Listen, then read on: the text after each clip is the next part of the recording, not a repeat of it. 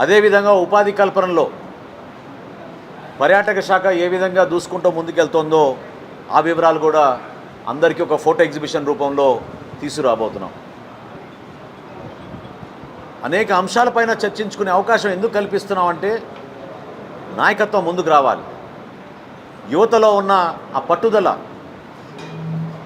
ఏదైతే వాళ్ళు పవన్ కళ్యాణ్ గారితో ఈ సుదీర్ఘమైన ప్రస్థానంలో ధైర్యంగా నిలబడ్డారో, ఏ ఆశయ సాధన కోసం వాళ్ళు 2014 నుంచి ఆయనతో నిలబడ్డారో మరొక్కసారి రీఎనర్జైజ్ చేసేటట్టు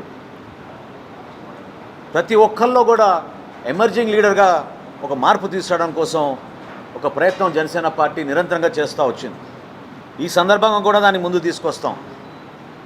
ప్రత్యేకంగా సోషల్ మీడియాని ఉపయోగించి ఒక అస్త్రంగా గత 5 సంవత్సరాల్లో వాళ్ళు చేసిన దుష్ప్రచారం